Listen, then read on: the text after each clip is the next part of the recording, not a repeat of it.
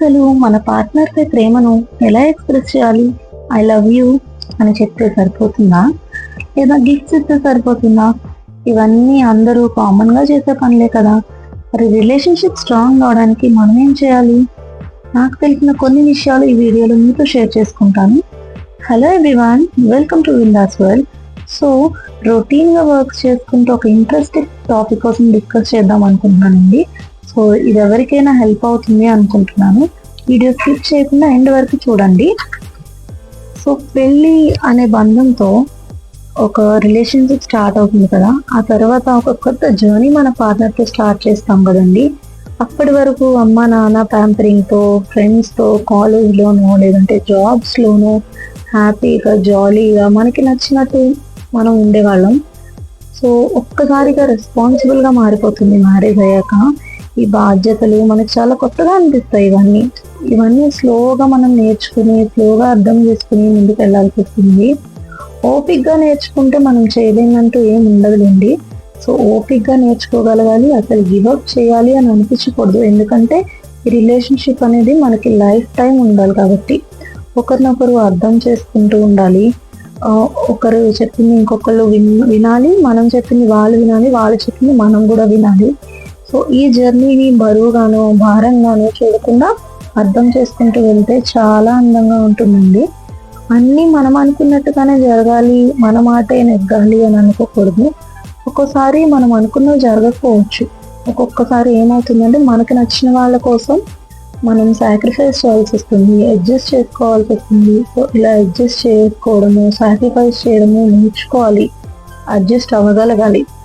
అలానే మన సెల్ఫ్ రెస్పెక్ట్ని చంపుకుని ఉండాలని నేను చెప్పను. మనం చెప్పాలి అనుకునే విషయము సున్నితంగా ఎదుటి వారికి మనసుకి నొప్పించకుండా చెప్పగలగాలి. సో మనం ఏదైనా మనకు వచ్చిన కోపాన్ని ఇమీడియట్గా చూపించకుండా వాళ్ళకి అర్థమయ్యేలా తర్వాత చెప్పాలి. సో అలాగే వారి ఇష్టాలు ఏంటి, వాళ్ళ అభిప్రాయాలు ఏంటి అవి కూడా తెలుసుకోవాలి. మనం దాన్ని కూడా రెస్పెక్ట్ చేయాలి. ఇలా ఒకరినొకరు అర్థం చేసుకుంటూ ఉండడమే లైఫ్ అండి. సో రిలేషన్షిప్ అర్థం చేసుకుంటూ ఉంటే ఏ రిలేషన్షిప్ అయినా కూడా చాలా హ్యాపీగా ఉంటుందండి. సో ఏ రిలేషన్షిప్లో అయినా చిన్న చిన్న డిస్టర్బెన్సెస్ అయితే వస్తాయి, రావని నేను చెప్పను. సో అలాంటప్పుడే జాగ్రత్తగా సార్ట్అవుట్ చేసుకోగలగాలి. మాటలు వదిలేయకూడదండి. ఎప్పుడైనా సరే కోపంలో ఉన్నప్పుడు మనం మాట్లాడే మాటలకి, కోపం తగ్గాక మాట్లాడే మాటలకి చాలా డిఫరెన్స్ ఉంటుంది. సో కోపంలో ఉన్నప్పుడు ఒక మాట అనేస్తూ ఉంటాము. సో కోపం తగ్గిపోయాక అసలు యాక్చువల్గా ఏంటి, మనం ఎందుకు ఇలా మాట్లాడాల్సి వచ్చింది, వాళ్ళు ఎందుకు ఇలా మాట్లాడాల్సి వచ్చింది అని ఒక్కసారి మనం ఆలోచించుకుంటే కనుక అయ్యో అరే ఏంటి ఇంత ఫూలిష్గా బిహేవ్ చేశాను, అలా అని ఉండకూడదే, ఇలా అని ఉంటే బాగుండేది అని అనిపిస్తుంది. సో అలాంటివి మనం ముందుగా మాట్లాడేయకుండా స్లోగా థింక్ చేసి తర్వాత వాళ్ళకి ఆన్సర్ ఇవ్వాలి. ఎదుటి వారిని ఎప్పుడు కోపంలో ఉన్నప్పుడు చులకనగా మాట్లాడేయడము, అలాంటప్పుడే వాళ్ళు చేసే చిన్న చిన్న మిస్టేక్స్ని పెద్దగా చూపించడము, ఇలా చేయడం వల్ల ఏంటంటే మన రిలేషన్షిప్స్కి ఇది ఒక కాజ్ అవుతుంది. అది ఇంకా రిలేషన్షిప్ డ్యామేజ్ చేయడానికి ఇది కూడా ఒక రీజన్స్ అవుతాయి. కొంతమంది ఏం చేస్తారంటే ఇంకా పేరెంట్స్ని, వాళ్ళ ఫ్రెండ్స్ని, వాళ్ళ ఫ్యామిలీని మీ వాళ్ళలాగా, మీ వాళ్ళలాగా, మీ అమ్మలాగా, మీ నాన్నలాగా, మీ చెల్లిలాగా, మీ అన్నయ్యలాగా అని, సో నువ్వు ఇలాంటి వాళ్ళతో ఫ్రెండ్షిప్ చేస్తున్నావు, మీ ఫ్యామిలీ అంతా ఇలాంటిది అలాంటిది అని మాట్లాడుతూ ఉంటారు. సో యాక్చువల్గా కోపంలో అలా అనేస్తాం, కానీ సో అలా అయితే అస్సలు చేయకూడదండి. ఇలా చేయడం వల్ల ఏంటంటే వాళ్ళ ఫ్యామిలీని మనం ఇన్సల్ట్ చేసామంటే మనం కూడా వాళ్ళ ఫ్యామిలీలో ఒక పార్టే కదా. సో మనల్ని మనం ఇన్సల్ట్ చేసుకున్నట్టే.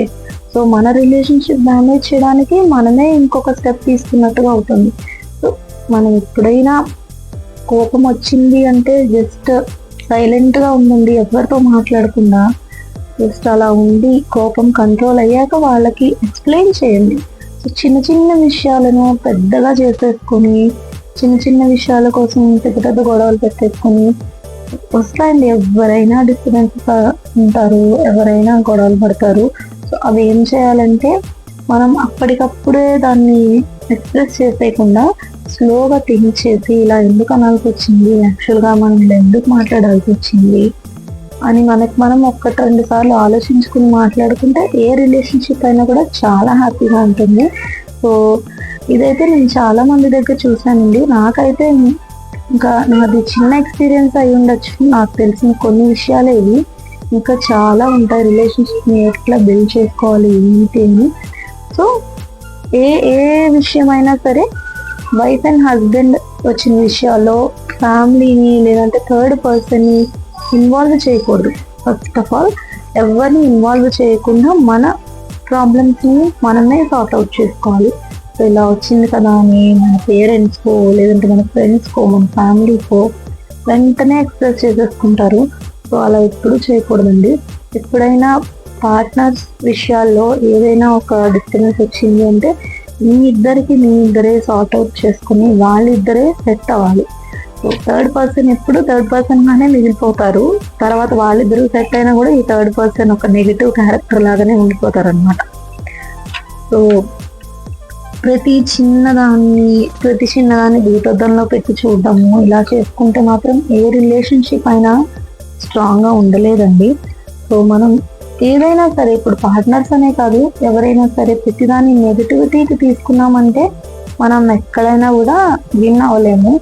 సో ఇదైతే మన లవ్ లైఫ్లో కానీ మన మ్యారీడ్ లైఫ్లో కానీ మన పిల్లల విషయంలో కానీ మన ఇన్లాస్ విషయంలో కానీ మన పేరెంట్స్ విషయంలో కానీ ఎక్కడైనా సరే చిన్నదాన్ని పెద్దదిగా చేసుకొని మన రిలేషన్షిప్ని మనమే డ్యామేజ్ చేసుకొని అలా ఉండడం అనేది కరెక్ట్ కాదండి. ఎప్పుడైనా సరే ఒక్కొక్కసారి ఇప్పుడు ఫర్ సపోజ్ ఇప్పుడు జెంట్స్ విషయానికి వస్తే లేదంటే లేడీస్ విషయానికి వస్తే ఇప్పుడు వైఫ్ అండ్ హస్బెండ్ ఏదో ఒక ఫ్యామిలీస్ని వాళ్ళ పేరెంట్స్ని సాటిస్ఫై చేయడానికనో హస్బెండ్ ఏదో ఒక విషయం చెప్పారే అనుకోండి, వాళ్ళ కోసం ఏదైనా కొంచెం స్పెండ్ చేశారే అనుకోండి, సో ఇది ఇలా ఎందుకు ఇచ్చావు, ఇది ఇలా ఎందుకు చేసావు, నాకే ఎందుకు చెప్పలేదు, నా పర్మిషన్ ఎందుకు తీసుకోలేదు. సో ఇలా ప్రతి దాంట్లోనూ మనదే ముందు ఉండాలి, మన డెసిషనే ఫైనల్ అవ్వాలి అని అయితే అస్సలు అనుకోకూడదు. ఎందుకంటే ఏ రిలేషన్షిప్ అయినా అండర్స్టాండింగ్ మీద డిపెండ్ అయి ఉంటుందండి. అండర్స్టాండింగ్ మీద నమ్మకం మీద డిపెండ్ అయి ఉంటుంది. ఇప్పుడు కూడా అన్నీ మనకి చెప్పి జరగాలి, మనం చెప్పిందే వినాలి ఎదుటి వాళ్ళు అని అస్సలు అనుకోకూడదు. సో ఇంకా రిలేషన్షిప్ స్ట్రాంగ్గా ఉండడానికి ఒకరినొకరు ఫస్ట్ ఆఫ్ ఆల్ అయితే బాగా అర్థం చేసుకోవాలి, అలా గిఫ్ట్స్ ఇచ్చుకోవాలి. ఒకళ్ళ మీద ఉన్న లవ్ని నేను ఇంత లవ్ చేస్తున్నాను అని చెప్పలేకపోయినా సరే మనం ఏదైనా వాళ్ళ కోసం ఏదైనా చేసి వాళ్ళకి ప్రూవ్ చేసుకోవాలి మనం. సో ఇది చిన్న చిన్న విషయాల్లోనే ప్రూవ్ చేసుకోవచ్చు. వాళ్ళ కోసం వాళ్ళకి నచ్చిన ఫుడ్ మనం చేసి ఇవ్వచ్చు, లేదంటే వాళ్ళకి నచ్చిన థింగ్స్ మనం ఇవ్వచ్చు. సో వాళ్ళకి నచ్చినట్టుగా డ్రెస్అప్ అయి ఇవ్వచ్చు. సో వాళ్ళకి నచ్చినట్టుగా మనం లైఫ్ని చేంజ్ చేసుకోవచ్చు కొంచెం. సో అలా అయితే బాగుంటాయండి రిలేషన్షిప్స్.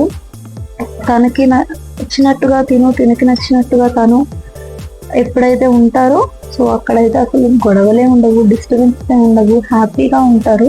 సో ఎప్పుడైనా సరే కాంప్రమైజ్ అవ్వడం అనేది కూడా చాలా మంచిదండి. ఎందుకంటే ఇప్పుడు ఏదైనా ఒక డిస్టర్బెన్స్ కానీ లేదంటే ఏదైనా ఒక విషయం ఉందనుకోండి, సో అప్పుడు నీకు ఒకటి నచ్చచ్చు, ఎదుటి వాళ్ళకి ఒకటి నచ్చచ్చు. సో అలాంటప్పుడు మనం ఎదుటి వాళ్ళ హ్యాపీనెస్ కోరుకునే పర్సన్ అయినప్పుడు వాళ్ళకి నచ్చినట్టు మనం ఉండడం వల్ల అక్కడ హ్యాపీనెస్ క్రియేట్ అవుతుంది.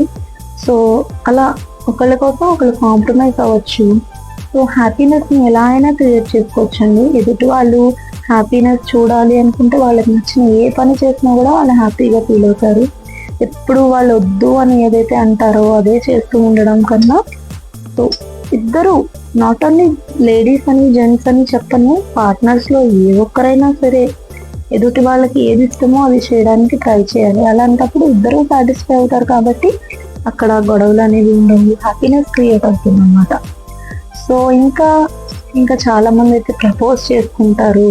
సో అది కూడా ఒక way of expressing your love అనమాట. టువర్డ్స్ వాళ్ళ మీద మనకి ఎంత ప్రేమ ఉంది అనేది ఎక్స్ప్రెస్ చేయొచ్చు.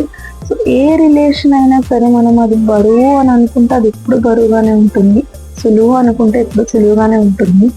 సో మనం సీతమ్మ వాకిట్లో సిరిమల్ల చెట్టులో సాంగ్ ఉంటుంది కదా, బరువు అనుకుంటే బరువు, సులువు అనుకుంటే సులువుని. సో ఆ లిరిక్స్ అయితే నాకు బాగా కనెక్ట్ అవుతాయి. ఏదైనా సరే మనం దాన్ని మనం ఈ రిలేషన్షిప్లో ఉండగలమా, లేకపోతే మనం ఈ రెస్పాన్సిబిలిటీస్ అని మనకు అవసరమా, ఎంతో మంచి లైఫ్ మనది, జాబ్ చేసుకుంటూ ఉండేవాళ్ళము, మన ఫ్రెండ్స్తో హ్యాపీగా ఎంజాయ్ చేస్తూ ఉండేవాళ్ళము, వీళ్ళ కోసం మనం అన్నీ సాక్రిఫైస్ చేసుకోవాలా, మన ఇన్లాస్ కోసం మనం అన్నీ ఎందుకు కాంప్రమైజ్ అవ్వాలి, మనకి నచ్చినట్టుగా మనం డ్రెస్అప్ అవ్వకూడదా, సో వాళ్ళు చెప్పింది మనం ఎందుకు వినాలి, ఇలాంటి చాలా క్వశ్చన్స్ రైజ్ చేసుకుంటూ ఉంటాం అనవసరంగా. యూజ్లెస్గా మనం ఏంటంటే ఫ్రీగా ఉండి అనవసరమైన క్వశ్చన్స్ రేజ్ చేసుకొని అనవసరంగా మనము ఎక్కువ గొడవల్ని రేజ్ చేసుకుంటూ ఉంటాం అన్నమాట. సో ఎప్పుడైనా సరే ఏ రిలేషన్షిప్ అయినా స్ట్రాంగ్గా ఉండాలి అంటే ఫస్ట్ ఆఫ్ ఆల్ నమ్మకం ఉండాలి. సో నమ్మకంతో పాటు ఒకరిని ఒకరు అర్థం చేసుకోవాలి. అండర్స్టాండింగ్ ఇస్ మోర్ ఇంపార్టెంట్ అండి. It is the main key that plays in our relationship. So understanding is very much important. So ఎప్పుడైనా సరే మాట ఎప్పుడు పొదుపుగా వాడుకోవాలి అంటారు కదండి. సో అలా ఎప్పుడైనా మన పార్ట్నర్ ఒక మాట అన్నప్పుడు అది ఎందుకు అన్నారు, అది ఎందుకు అనాల్సింది వాళ్ళకి అని అర్థం చేసుకుంటూ మనం పోతే కనుక మన రిలేషన్షిప్ అనేది కూడా చాలా స్ట్రాంగ్గా చాలా హ్యాపీగా ఉంటుంది. సో ఇది నాకు తెలిసిన కొన్ని టిప్స్ మాత్రమేనండి. నేనైతే నేర్చుకున్నది 100%లో 1% కూడా కాదు. నేను ఎక్కడో చూసింది లేదంటే ఎక్కడో చదివింది. సో నేను ఎవరినైనా ఇలా ఉంటున్నారు అని చూసిందే చెప్తున్నాను. సో నాకైతే 100% అయితే నాకు అసలు ఏమీ తెలియదు, ఎందుకంటే I'm just married 2 years back అండి. సో నాకైతే చాలా తక్కువ తెలుసు. ఇంకా రిలేషన్షిప్ కోసం నేను ఇంకా చాలా నేర్చుకోవాలి. సో పర్సనల్గా నా ఎక్స్పీరియన్స్ ఏంటంటే మా హస్బెండ్ నేను ఎప్పుడు కూడా ఆయన ఏం చేద్దాం అనుకుంటున్నారో నాకు చెప్తారు, నేనేం చేయాలనుకుంటున్నానో ఆయనకి చెప్తాను. సో నా దాంట్లో ఏంటి పాజిటివ్స్ ఏంటి నెగిటివ్స్ ఏంటి అనేది ఆయన డిస్కస్ చేస్తారు నాతో. సో నువ్వు ఇలా చేసుకోమ్మా, ఇలా చేసుకో అని చెప్తారు. సో ఆయన ఏం చేయాలనుకుంటున్నారో నాకు చెప్పినప్పుడు నేను ఇలా వద్దు, ఇలా చేస్తే బాగుంటుంది కదా, సో ఇలా ఎందుకు చేయకూడదు మనమని నాకు తెలిసింది నేను చెప్తాను. సో ఎప్పుడైనా మనం వాళ్ళ కోసం వెయిట్ చేసేటప్పుడు వాళ్ళు ఎలా అయితే మనని ఇష్టపడతారో అలా ఉండడానికి మనం ట్రై చేయాలి. సో మా రిలేషన్షిప్ అయితే పర్సనల్గా గొడవలు అంటే అంత పెద్ద గొడవలు కాదండి, జస్ట్ ఇంట్లో కామన్గా ప్రతి పర్సన్ హస్బెండ్కి వచ్చేటట్టే ఉంటాయి. సో ఇప్పుడు ఈరోజు గొడవ అయింది అంటే నెక్స్ట్ డే ఇదండి ఈరోజు వీడియో. మీలో ఎంతో కొంతమందికైనా హెల్ప్ఫుల్గా ఉంటుందని అనుకుంటున్నాను. సో రెగ్యులర్గా చేసే వ్లాగ్స్ లాగానే కాకుండా మీకు కూడా ఏదైనా ఒక మంచి టాపిక్ డిస్కస్ చేస్తే హెల్ప్ఫుల్గా ఉంటుందని ఇలా ట్రై చేశాను. సో ఇందులో ఏమైనా మిస్టేక్స్ ఉంటే మాత్రం ఖచ్చితంగా నాకు కమెంట్ చేయండి, నేను చేంజ్ చేసుకుంటాను. సో మరిన్ని వీడియోస్ కోసం మా ఛానల్ని సబ్స్క్రైబ్ చేసుకోండి. మీకు కూడా రిలేషన్షిప్ కోసం ఇంకా ఏమైనా విషయాలు ఇంట్రెస్టింగ్ విషయాలు తెలుసుంటే మాత్రం కమెంట్ చేయండి, నేను అవి కూడా మళ్ళీ డిస్కస్ చేస్తాను. సో ఇంకా ఏమేమి వీడియోస్ కావాలి, ఎలాంటి టాపిక్స్ చేయమంటారు కూడా కమెంట్ చేయండి ఫ్రెండ్స్. ఈ వీడియోని ఖచ్చితంగా లైక్ చేయండి, షేర్ చేయండి, అలాగే సబ్స్క్రైబ్ చేసుకోండి. మీ అందరి సపోర్ట్ మాకు ఎంతో కావాలి. So see you all, thanks for watching, see you in the next video, bye.